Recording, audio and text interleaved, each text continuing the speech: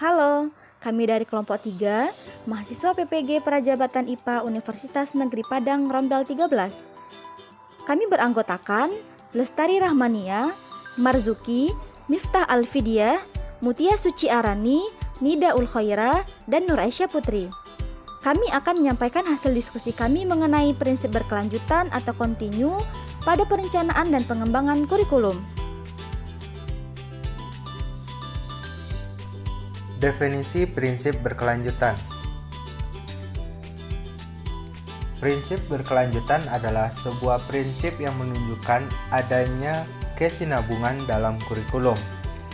Makna kontinuitas di sini adalah berhubungan, yaitu adanya nilai keterkaitan antara kurikulum dari berbagai tingkat pendidikan sehingga tidak terjadinya pengulangan atau disharmonisasi bahan pelajaran yang berakibat jenuh atau membosankan, baik yang mengajarkan guru maupun yang belajar, yaitu peserta didik.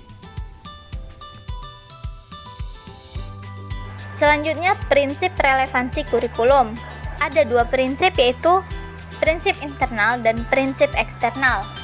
Prinsip internal, kurikulum memiliki relevansi di antara komponen-komponen kurikulum, yaitu tujuan, bahan, strategi, organisasi, dan evaluasi.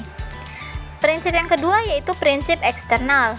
Komponen-komponen tersebut memiliki relevansi epistemologis atau tuntutan ilmu pengetahuan dan teknologi. Yang kedua, relevansi psikologis atau tuntutan dan potensi peserta didik, serta relevansi sosiologis atau tuntutan dan kebutuhan perkembangan masyarakat. Adapun contoh implementasi prinsip kontinuitas dalam pembelajaran yaitu pada mata pelajaran kimia. Pembelajaran kimia yang terpadu ke dalam pembelajaran IPA di jenjang sekolah menengah pertama memuat materi tentang pengenalan pH sebagai alat ukur keasaman zat. Materi tersebut diajarkan ke peserta didik pada fase D. Pada dasarnya, peserta didik dalam pembelajaran ini memperoleh pemahaman dan pengetahuan dasar tentang pH sebagai alat ukur keasaman zat, pengelompokan zat asam dan basa, serta menentukan ukuran asam dan basa. Kemudian, materi kimia tentang asam basa ini kembali diajarkan kepada peserta didik di jenjang sekolah menengah atas atau SMA pada fase F. Namun, pada jenjang ini, peserta didik tidak lagi dihadapkan pada materi-materi dasar yang telah diajarkan di jenjang SMP. Pada pembelajaran materi tersebut, peserta didik dihadapkan dengan mengaitkan materi asam basa dalam kehidupan sehari-hari. Peserta didik dapat memahami prinsip kerja perhitungan pH. Baik, selanjutnya yaitu rumusan prinsip kontinu kurikulum. Pada rumusan prinsip kontinu atau berkelanjutan kurikulum di salah satu sekolah adalah guru menyiapkan rencana pembelajaran secara bertahap kepada peserta didik pada materi asam basa.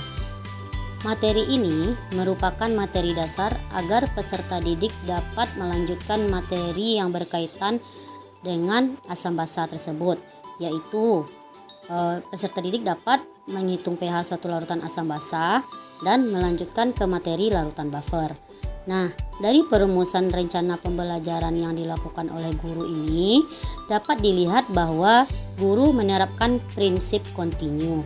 Artinya, guru telah menyusun pembelajaran dengan berurutan dan saling berkesinambungan tanpa terpisah-pisah.